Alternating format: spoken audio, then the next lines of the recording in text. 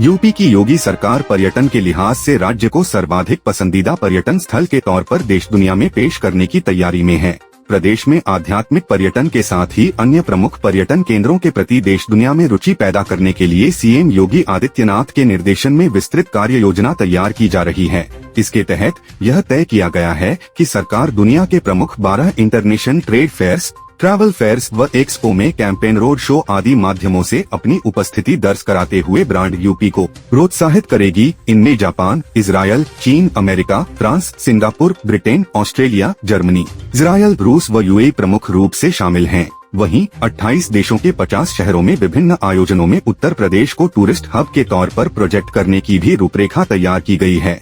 CM योगी के निर्देश पर सरकार के वरिष्ठ अधिकारियों ने इसकी तैयारियां शुरू कर दी हैं।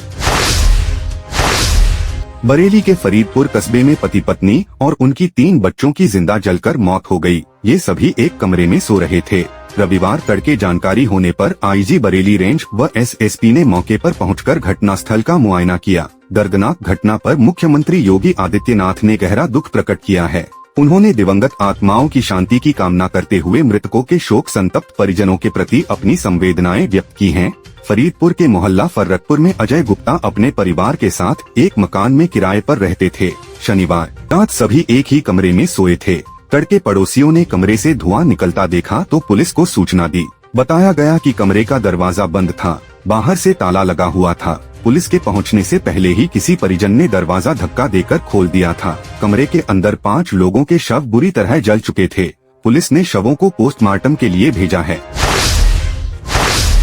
बरेली में ऑल इंडिया मुस्लिम जमात के राष्ट्रीय अध्यक्ष मौलाना मुफ्ती शहाबुद्दीन रजवी बरेलवी ने ज्ञानवापी मस्जिद पर विश्व हिंदू परिषद के दावे को खारिज करते हुए कहा है कि एसआई की रिपोर्ट आखिरी नहीं है, अभी इस मामले में कोर्ट का फैसला आना भी बाकी है। मौलाना ने कहा कि मुसलमान कानून का सम्मान करता है। बाबरी मस्जिद अयोध्या के मुद्दे पर यह साबित भी कर दिया गया है। मीडिया से बात करते हुए मौलाना ने कहा कि ज्ञानवापी का मामला अभी कोर्ट में विचाराधीन है।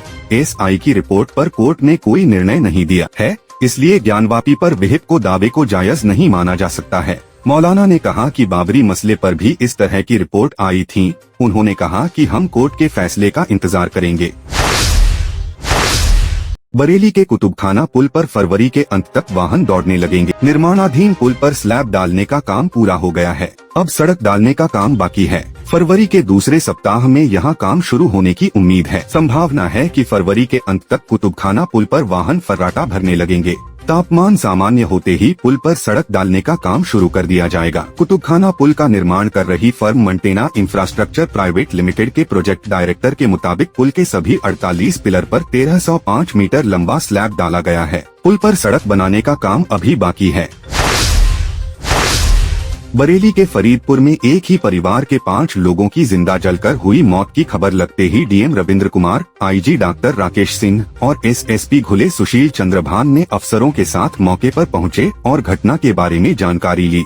परिजनों को सांत्वना देने के साथ ही डीएम ने प्रशासन की ओर से पीड़ित परिवार को 5 लाख रुपए की आर्थिक सहायता देने का निर्देश दिया है। मुख्यमंत्री ने भी बरेली में हुए हादसे पर गहरा शोक प्रकट करते हुए अधिकारियों को मौके पर जाकर निरीक्षण करने के निर्देश दिए थे। डीएम के निर्देश मृतकों के दाह संस्कार का खर्च भी जिला प्रशासन द्वारा वहन किया गया है।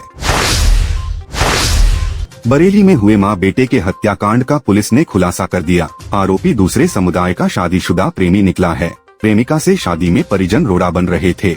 उन्हें रास्ते से हटाने के लिए युवक ने सनसनीखेज वारदात को अंजाम दे डाला। गणतंत्र दिवस की रात बड़ा बाईपास स्थित नर्सरी पर पहुंचकर इज्जतनगर इलाके के रसपुरा माफी निवासी राशिद ने मां बेटे की हथौड़े से प्रहार कर हत्या कर दी थी।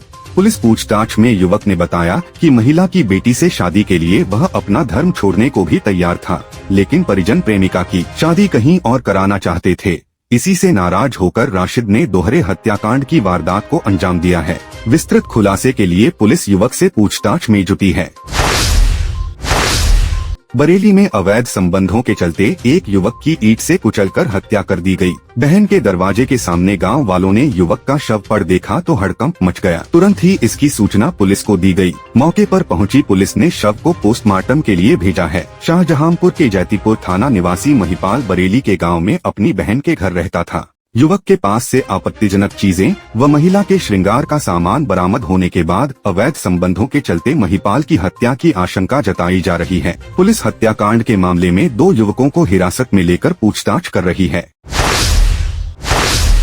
बरेली में ननिहाल के बाहर खेल रहे बच्चों पर ई रिक्शा पलटने से एक मासूम की नीचे दबकर मौत हो गई, जबकि एक बच्ची घायल हो गई। पुलिस ने रिक्शा चालक को हिरासत में ले लिया है। किला थाना क्षेत्र के चंदन नगर निवासी पप्पू के 7 साल के बेटे की रिक्शा के नीचे दबकर मौत हो गई। परिजनों ने बताया कि पप्पू का बेटा एक दिन पहले अपनी नानी के घर गया था। इसी दौरान ओवरब्रिज से उतर रहा ई रिक्शा अचानक अनियंत्रित होकर पलट गया। घटना के बाद मौके पर मौजूद लोगों ने ई रिक्शा और उसके चालक को पकड़कर पुलिस के हवाले कर दिया। बरेली में जमीनी विवाद में 2 पक्षों के बीच संघर्ष हो गया। दोनों ओर से लाठी डंडों से एक दूसरे पर हमला कर दिया गया। विवाद के दौरान फायरिंग की बात भी सामने आई है। वहीं एक युवक के ऊपर ट्रैक्टर चढ़ाकर हत्या का प्रयास भी किया गया। फरीदपुर थाना क्षेत्र में रामगंगा की कटरी के खलपुर गांव में हुए विवाद में पुलिस ने दोनों पक्षों की ओर से रिपोर्ट दर्ज की है। संघर्ष में 5 लोग घायल हुए हैं। घटना के बाद से सभी आरोपी मौके से फरार हैं। पुलिस मामले की जांच कर रही है।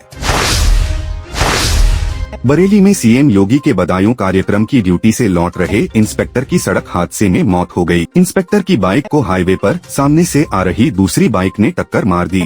शाहजहांपुर पुलिस लाइन में तैनात आगरा निवासी इंस्पेक्टर अरविंद गोस्वामी की ड्यूटी दातागंज के बराही चौकी क्षेत्र में लगाई गई थी। ड्यूटी से लौटते वक्त हुए हादसे में इंस्पेक्टर की जान चली गई। हादसे के बाद से इंस्पेक्टर के परिवार में कोहराम मचा हुआ है।